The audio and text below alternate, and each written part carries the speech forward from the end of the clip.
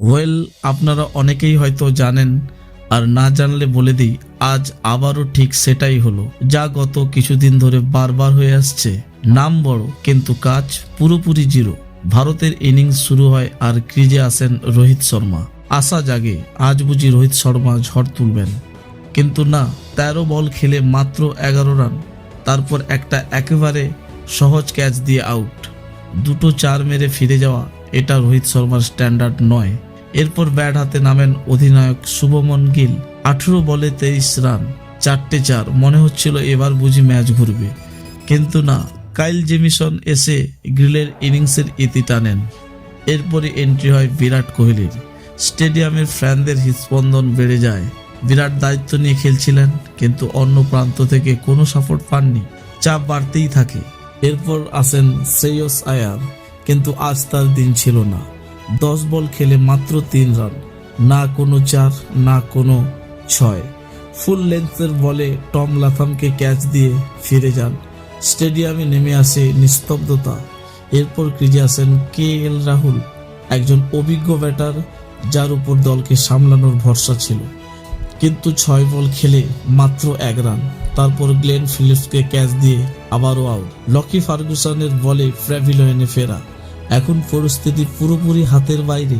এটা শুধু একটা ম্যাচ নয়, এটা পুরো সিস্টেমের মুখোশ খুলে দেয়। প্রতিটা ম্যাচে সেই একই মুখ, সেই একই ফ্লপ শো। আর তারপরেও সিলেকশনে কোনো বদল নেই। ব্যাকআপ কোথায়? ডোমেস্টিক ক্রিকেটের পারফর্মাররা কোথায়? বারবার ব্যর্থদেরই কেন সুযোগ দেওয়া হয়? এটা ইন্টারন্যাশনাল ক্রিকেট ভাই, এখানে নাম নয় পারফরমেন্স চলে। আজ ভারতীয় ব্যাটিং পুরোপুরি এক্সপোজ হয়ে গেছে। না কোনো পার্টনারশিপ, না কোনো ইন্টেন্ট, না কোনো ম্যাচ জেতানো ইনিংস। তারপর আমরা প্রশ্ন করি, হারলাম কেন? যখন top order fail, middle order fail, আর লোয়ার অর্ডার থেকে এমনিতেই আশা নেই। এবার শুরু থেকে বলি। তৃতীয় ওয়ানডে নিউজিল্যান্ড এমনভাবে ভারতকে ধুয়ে দিল, যা ভারতীয় ফ্যানরা অনেক দিন ভুলতে পারবে না। ভারত বনাম নিউজিল্যান্ড 3 ম্যাচের ওয়ানডে সিরিজের শেষ ম্যাচ।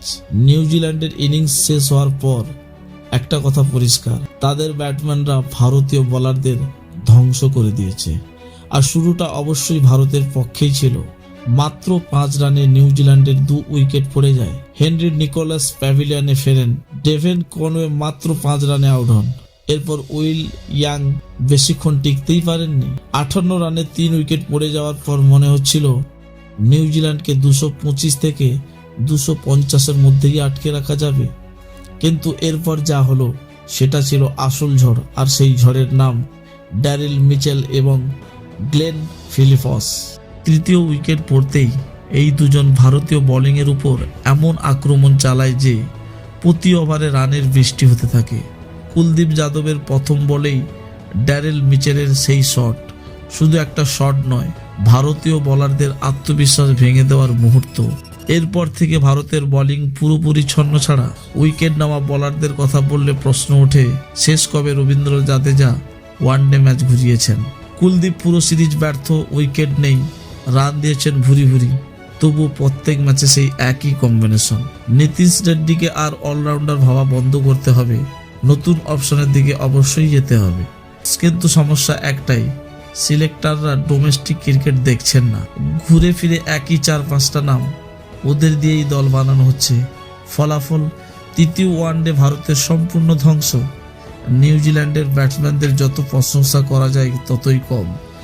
গ্লেন ফিলিপসের শতক আর ড্যারিল মিচেলের দুর্দান্ত 100 রান, দুটোই স্মরণীয় ইনিংস। এখন বোলারদের থেকে আশা কম। সব নজর ছিল ভারতীয় ব্যাটিংয়ের দিকে, কিন্তু একের পর এক উইকেট পড়তেই থাকলো।